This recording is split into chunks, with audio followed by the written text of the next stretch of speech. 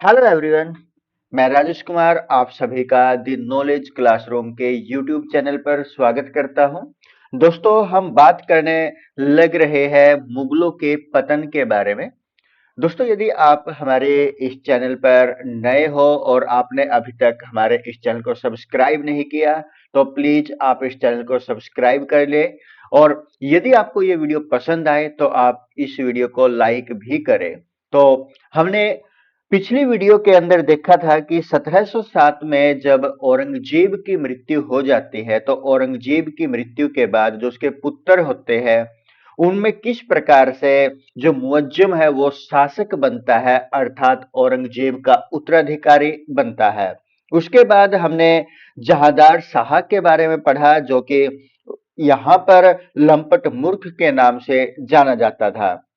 उसके बाद हमने उसके उत्तराधिकारी जिसका नाम क्या था, फरूक शेर था, उसके बारे में हमने यहाँ पर जाना था, जिसका जो कार्यकाल या जो शासन रहा है वो कब से कब तक रहा है, 1713 से 1719 तक रहा है। इसके बारे में भी हमने अपनी पिछली वीडियो में जाना था। और रफी उद दराजत यानी कि जो ये शासक रहा है मुगल शासकों में सबसे कम समय तक ये शासक रहा है। क्या नाम है इसका? प्रश्न यहां से क्या बन सकता है कि मुगलों में सबसे कम समय तक शासक कौन रहा? तो रफी उद दराजत सबसे कम समय तक शासक रहने वाला मुगल था। इसका जो कार्यकाल माना जाता है वो कब से 28 फरवरी से लेकर के 6 जून तक, 6 जून 1719, यानी कि 1719 यहाँ पर 28 फरवरी 1719 से लेकर के 6 जून 1719 तक इसका कार्यकाल रहता है। उसके बाद यहाँ पर दूसरा इसके बाद जो बनता है वो कौन बनता है? रफी उद दौला, ये शासक बनता है। और जो ये शासक बनता है ये कब बनता है? ये बनता है 6 जून, 6 जून 1719 को। यानी कि इस दिन क्या होता है, रफी उद दराजत इसको यहाँ पर शासन से हटाया जाता है और रफी उद दौला को यहाँ पर शासक बनाया जाता है। ये कब बना? 6 जून 1719 को ये शासक बनता है। अब यहाँ पर ये किसकी सहायता से शासक बनता है? इसको कौन शासक बनाते हैं? सैयद बंधु इसको क्या करते हैं? बंधुओं की सहायता से ये शासक बनता है। कब बना? 6 जून 1719। और कब तक ये शासक रहता है? 6 जून से ये 17 सितंबर 1719 तक ये शासक रहता है। अब ये जो शासक था रफी उद दौला, ये आदी था किस चीज का? नशेड़ी था, यानी कि ये अफीम का आदी था। अफीम की लत इसको लगी हुई थी।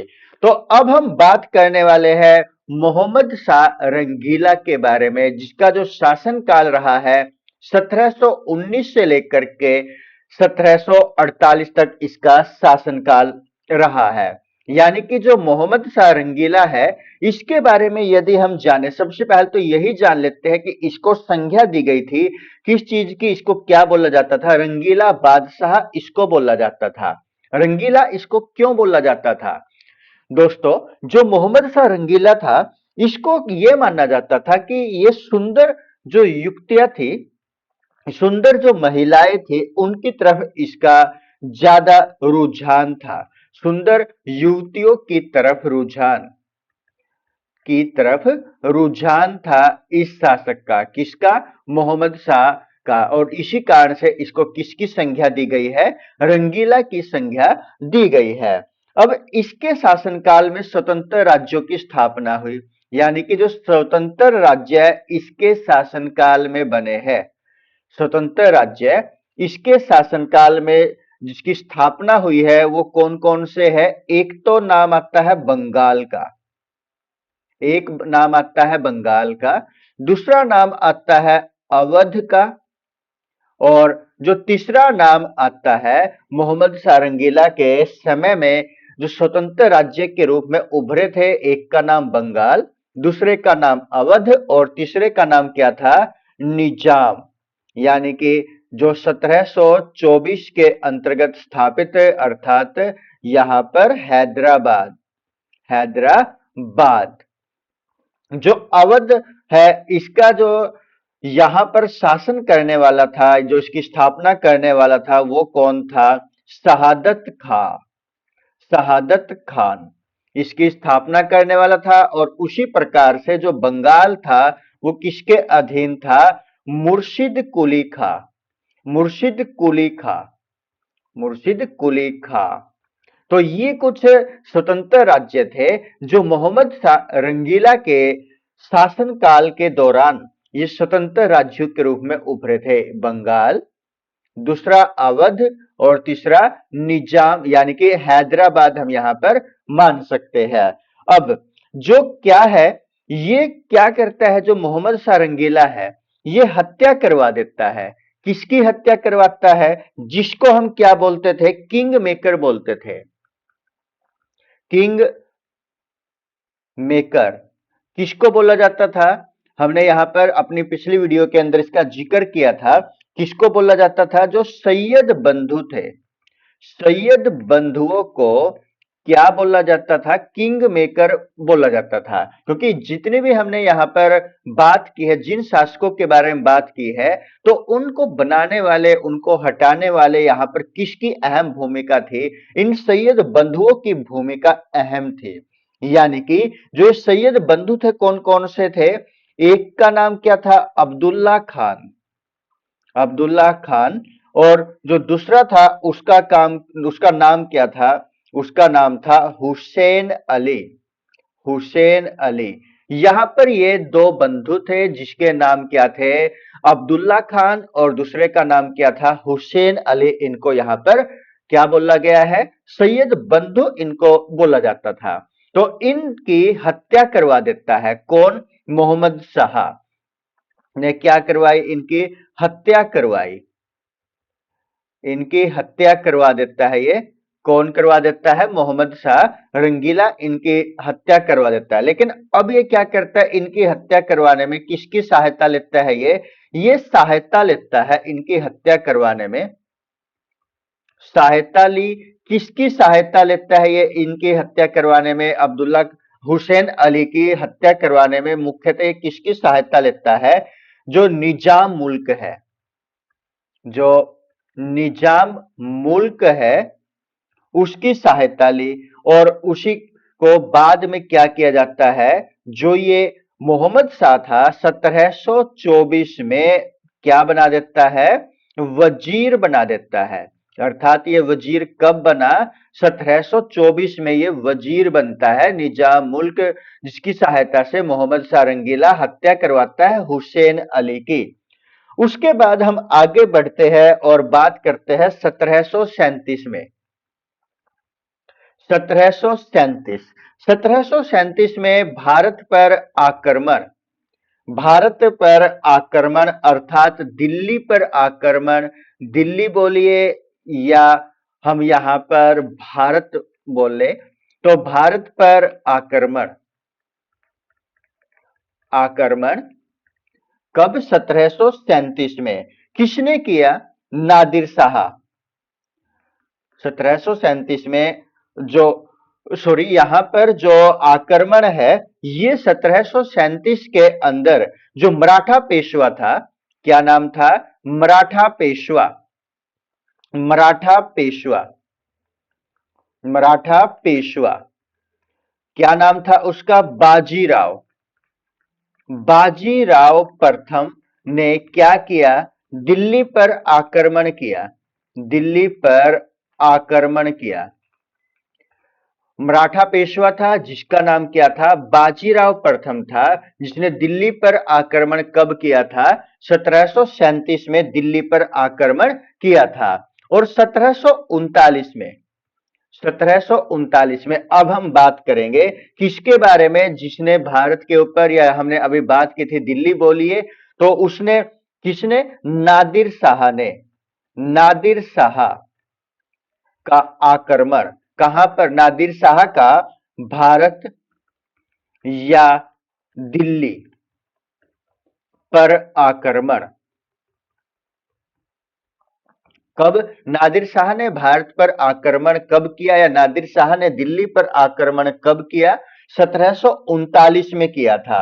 और ये जो नादिर शाह था ये कहां का शासक था?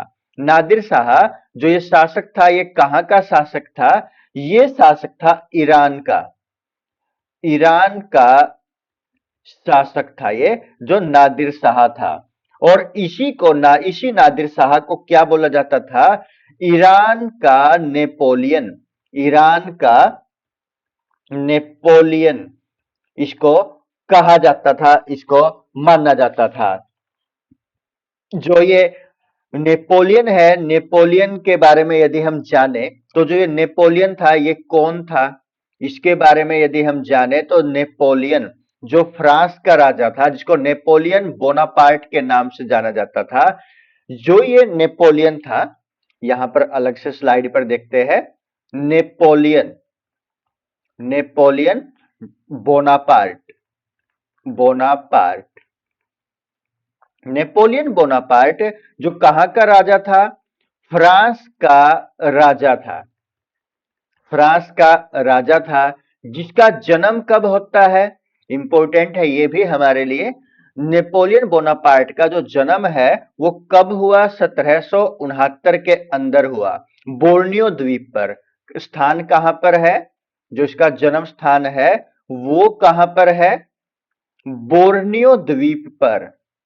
बोर्नियो द्वीप पर इसका जन्म स्थान है। अब जो यहां पर है, जो जो ये जैकोबिन क्लब है ये चलाता था।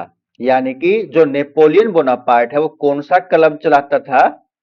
जैकोबिन क्लब को, जैकोबिन क्लब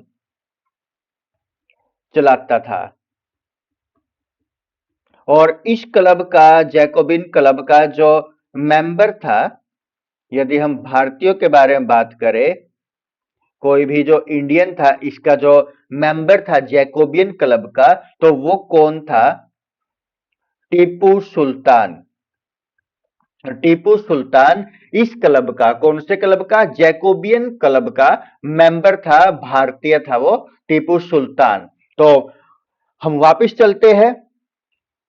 जो ये ईरान का नेपोलियन है वो किसको माना जाता था? ये माना जाता था नादिर शाह को, जिसने 1739 में भारत पर आक्रमण किया। और करनाल की लड़ाई भी कब होती है?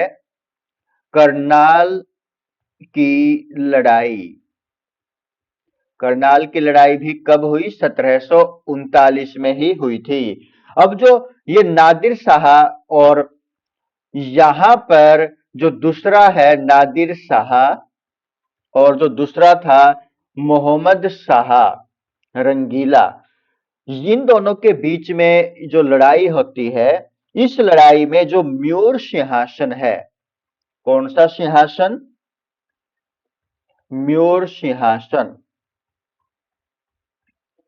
और जो कोहिनूर है, कोहिनूर है, इन दोनों को कौन लेकर के चला जाता है? नादिर शाह लेकर के चला जाता है। मोहम्मद शाह रंगीला जो था, मोहम्मद शाह रंगीला ये एक ऐसा शासक है जो, मोहम्मद शाह एक ऐसा शासक है जो म्यूर सिंहासन पर, जो म्यूर सिंहासन पर बैठने वाला, पर बैठने वाला,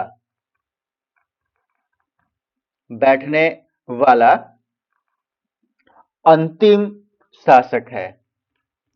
अंतिम शासक है भारत के अंदर। म्यूर सिंहासन पर बैठने वाला जो अंतिम शासक है वो कौन है? मोहम्मद शाह रंगीला है। इसी म्यूर सिंहासन को क्या बोला जाता था? इसी को बोला जाता था तख्ते ताउस। तख्ते ताउस इसको बोला जाता था। किसको? म्यूर सिंहासन को। और जो ये मोहम्मद शाह रंगीला है, इसने अनेक ख्यालों की रचना की। अनेक अनेक ख्यालों की रचना इसके द्वारा की गई और जिसके कारण से इसको एक संगीतकार भी माना जाता था। इसको एक संगीतकार भी माना जाता था। तो दोस्तों, आज की इस वीडियो में हमने मोहम्मद शाह रंगीला के बारे में जानने की कोशिश की है। आपको ये वीडियो किस प्रकार की लगी हमें कमेंट करके आवश्यक बताइएगा। यदि आपको किसी प्रकार की कमी इस वीडियो के अंदर नजर आती है तो आप वो भी कमेंट के माध्यम से हमें आवश्यक बताएं। और आपको यदि ये वीडियो पसंद आई है तो एक लाइक भी आप आवश्यक करें। दोस्तों, यदि आपने अभी तक हमारे इस चैनल को सब्सक्राइब नहीं किया तो प्लीज आप इस चैनल को सब्सक्राइब कर लीजिए। धन्यवाद दोस्तों। जल्द मिलते हैं अन्य टॉपिक के साथ। तब तक के लिए सभी को नमस्कार। जय हिंद दोस्तों।